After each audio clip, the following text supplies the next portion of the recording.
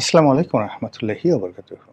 সম্মানিত দর্শক, আমাদের দেশে এবং অন্যান্য দেশে আজ এবং অতীতকালে যত ক্ষমতার পট পরিবর্তন হয়েছে তার বেশিরভাগই হয়েছে প্রাসাদ ষড়যন্ত্রে।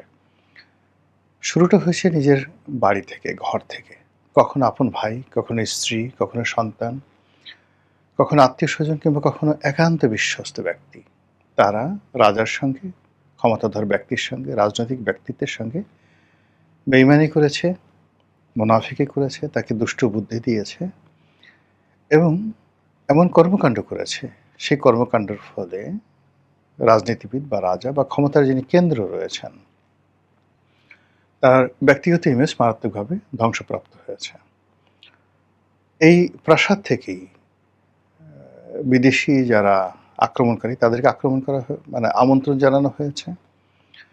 এই প্রাসাদে বসে একান্ত রাজার আপনজন তারা আততায়ী ভাড়া করে এনেছে, প্রাসাদে ঢুকিয়েছে, হত্যাকাণ্ড ঘটিয়েছে। এবং এই প্রাসাদের মধ্যে যিনি রাষ্ট্রপতি, প্রধানমন্ত্রী, রাজা, মহারাজার বডিগার্ড, তার হাতে বহু রাজাবাসা খুন হয়েছেন। এই প্রাসাদে বসে সবচেয়ে বিশ্বস্ত যে ডাক্তার তার চিকিৎসা কাজে নিয়োজিত থাকেন, তিনি রাজাকে বিষ প্রয়োগ করেছেন।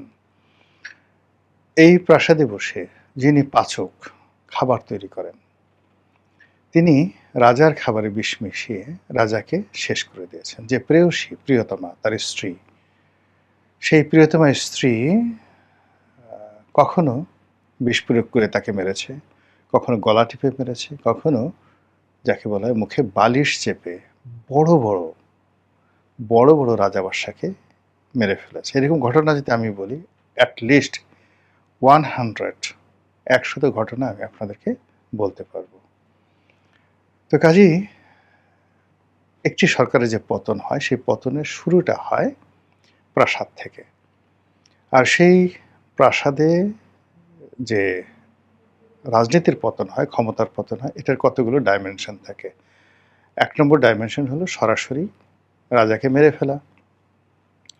দ্বিতীয়ত হলো যে রাজার সকল তথ্যপত্র, দুর্বল দিকগুলো প্রতিপক্ষের কাছে হস্তান্তর করা, প্রতিপক্ষ সেটা ব্যবহার করে কখনো রাজপ্রাসাদ আক্রমণ করবে, কখনো তার রাজাকে আততায়ী পাঠিয়ে মেরে ফেলবে, কখনো রাজার বিরুদ্ধে গণ আন্দোলন গড়ে তুলবে এবং রাজার গোপন বিষয়গুলো জনসম্মুখে প্রকাশ করে জনবিচ্ছিন্নতাকে করে ফেলবে।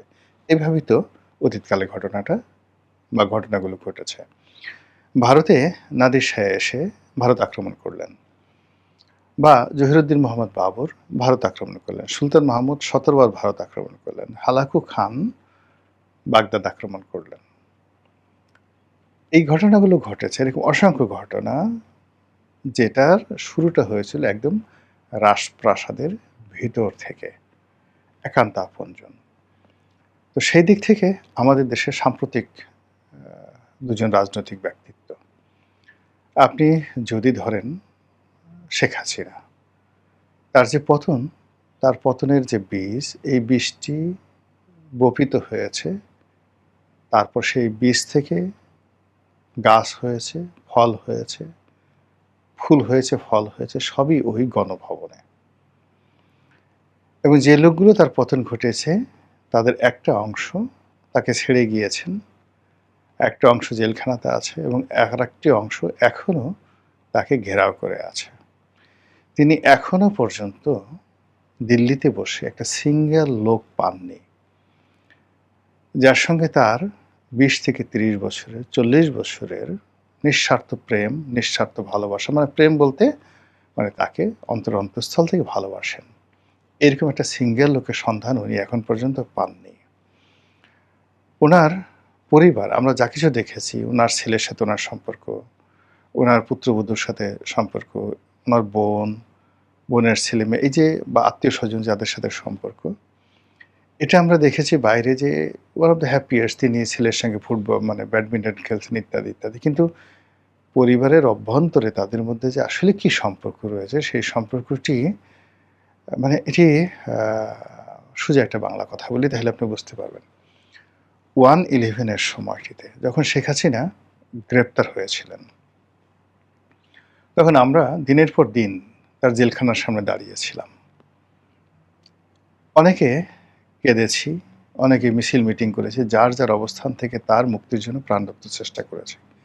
আচ্ছা বলেন তো, তার কোনো সন্তান সন্ততি, সেটা সজীব ওয়াজেদ জয় বলেন বা সাইমা ওয়াজেদ পুতুল বলেন বা ববি বলেন, রূপন্তী বলেন, টিউলিপ সিদ্দিকী বলেন, 111-এর সময় শেখ হাসিনা জেলখানায় সামনে কাউকে দেখেছেন?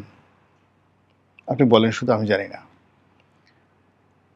আবার এখন তার এই বিপদের সময়টিতে বাংলাদেশে তার খুব আপনজনে এসে এই মুহূর্তে যদি দাঁড়ায়, আচ্ছা ঠিক আছে শেখ হাসিনা আসতে পারছে না, কিন্তু যদি জয় আসেন, রূপন্তী আসেন, টিউলিপ সিদ্দিকে আসেন, তারপরে ববি আসেন, কি হবে বলেন তো বাংলাদেশে? কিন্তু তারা আসছেন না। ঠিক একই অবস্থা আপনি চিন্তা করেন, বেগম জিয়ার ক্ষেত্রে চিন্তা করেন। তিনি পুরোটা সময় অসুস্থ ছিলেন। তাকে জেলে নেওয়া হলো, কোকো মারা গেলেন, কত কিছু হলো, কিন্তু তারেক রহমান সাহেব তো আসেননি। এখন তিনি যত ভ্রাতৃপ্রেম দেখান, যত মাতৃপ্রেম দেখান, কিন্তু মোসাদ্দেক আলী ফালু যখন লাশ নিয়ে তাকে নিষেধ করা হয়েছিল বিভিন্ন গোয়েন্দা এজেন্সি থেকে যে ডোন্ট ডু ইট, কিন্তু মোসাদ্দেক আলী ফালু তিনি আরাফাত রহমান কোকোর লাশ নিয়ে তিনি দেশে আসলেন এবং সেই লাশ নিয়ে বেগম জিয়ার সঙ্গে দেখা করলেন। এরপর তাকে জেলে ঢুকতে হলো। তিনি তো জেলে গেছেন। তো মোসাদ্দেক আলী ফালু যদি জেলে যেতে পারেন, আবার তারেক রহমান সাহেবকে ভালোবাসতে গিয়ে গিয়াসউদ্দিন আল মামুন তার পুরো জীবনটা তিনি জেলে কাটিয়েছেন, তার ব্যবসা বাণিজ্য সব কিছু জেলে কাটিয়েছেন, কিন্তু এখন পর্যন্ত তারেক রহমান সাহেবের পক্ষে বিপক্ষে একটা শব্দ তিনি করেননি। আমি এবং তিনি জেলখানাতে একই ছেলে ছিলাম, পাশাপাশি রুমে ছিলাম। 3 বেলা একত্রে খেয়েছি, 5 বেলা একত্রে জামাতে নামাজ পড়েছি, 50 দিন। একটি বারের জন্য তারেক সাহেবের সাথে তার কি সম্পর্ক, তার সাথে তারেক সাহেবের কি লেনদেন, একটা সিঙ্গেল শব্দ তিনি উচ্চারণ করেনি। আমরা চেষ্টা করে তার কোনো ব্যক্তিগত বিষয় তার কাছ থেকে জানতে পারিনি। তো এখন সেই দিক থেকে আপনি চিন্তা করেন যে তিনি তার সারাটা জীবন যে বন্ধুর জন্য দিয়ে দিলেন, সেই বন্ধু তার জন্য কি করলো, এখন তার জন্য কি করছে, এগুলোর ফলাফল কিন্তু কখনোই ভালো হয় না, কখনোই ভালো হয় না। এটা বিএনপির জন্য প্রযোজ্য, আওয়ামী লীগের জন্য প্রযোজ্য।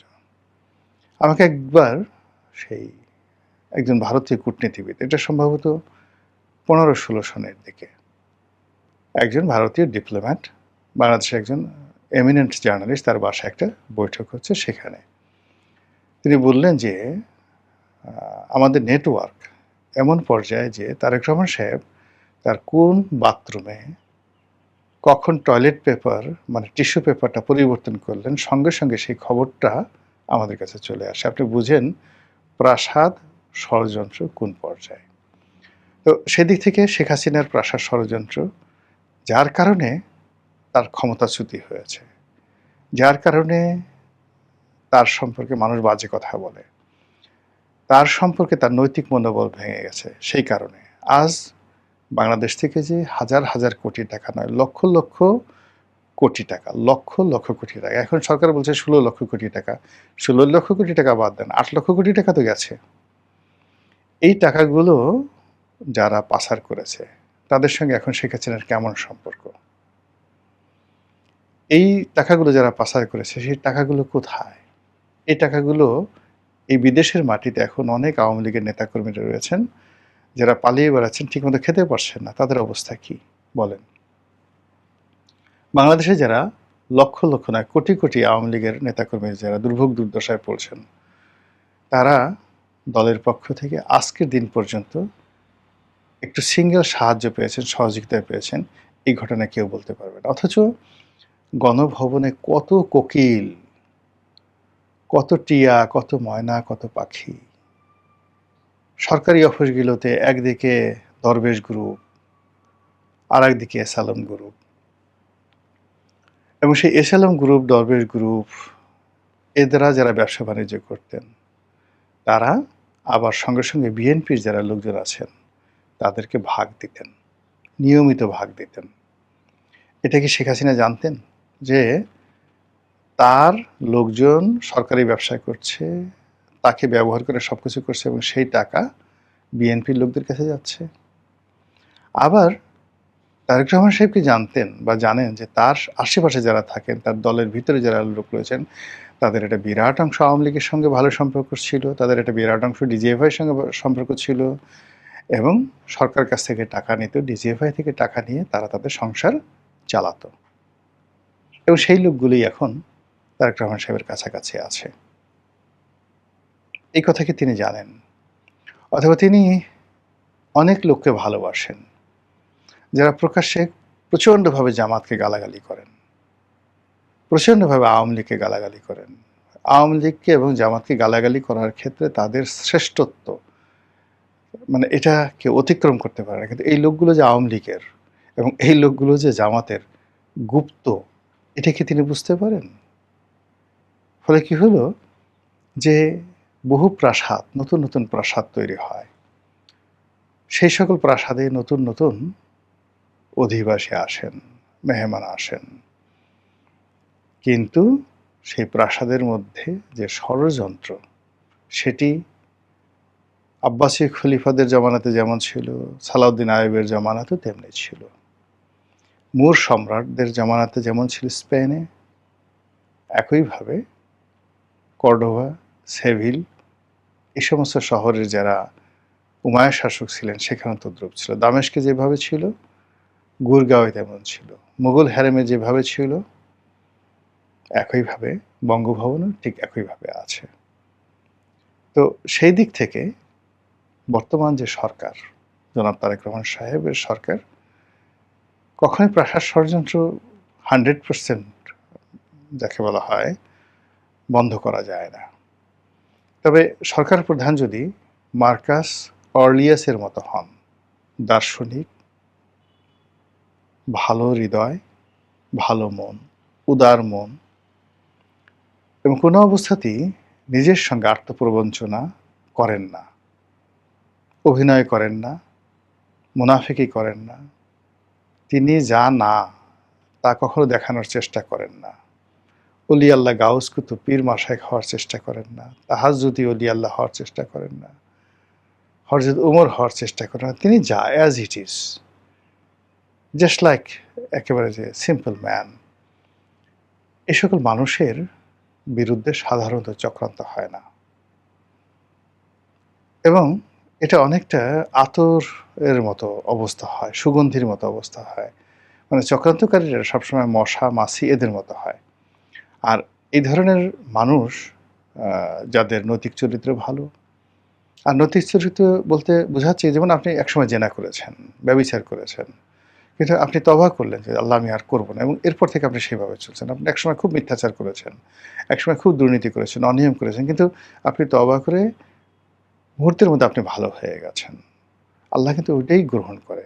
কিন্তু আপনি কিছুই হননি।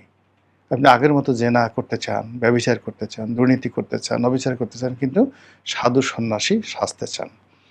এই জিনিসগুলো যেকোনো একটা প্রাসাদের মধ্যে ভীষণ রকম নেতিবাচক প্রতিক্রিয়া তৈরি করে। বাইরের লোককে আপনি যতই মুগ্ধ করেন, কিন্তু আপনার আশেপাশে যারা লোকজন রয়েছে তাদেরকে আপনি কোনো অবস্থাতেই বিভ্রান্ত করতে পারবেন না। শেখ হাসিনার বাসার বিড়ালটা, শেখ হাসিনার একান্ত কাছের লোকটি, একটা পিয়ন, সে কখন 400 কোটি টাকা, ওই পিয়নটাকে আমি চিনি। যে পিয়নটাকে শেখ হাসিনা বলেছেন আমার পিয়ন 400 কোটি টাকা নিয়েছে, সেই পিয়নটাকে আমি চিনি। আপাদমস্তক সৎ ছিলেন এবং শেখ হাসিনা 96 থেকে 2001 পর্যন্ত ক্ষমতায় থাকার পরেও সেই পিয়নের আগের জামানাতে ঢাকার শহরে একটা বাড়ি তো দূরের কথা, একটা অ্যাপার্টমেন্ট কেনার অবস্থা তার ছিল না। এবং সেই পিয়ন শেখ হাসিনার সারা জীবন শেখ হাসিনার সঙ্গে থাকার পরেও 1/11 সময় তার সংসার চলছিল না। তাকে 2000 টাকা দিয়ে, 5000 টাকা দিয়ে তাকে চালানোর মতো কোনো নেতা আওয়ামী লীগে ছিল না 2006-07 সনে। তখন আমি তাকে চিনি, এই ছেলে। এরপর যখন বিএনপি ক্ষমতায় এলো, তখন আমরা কয়েকজন, আমি, তারপরে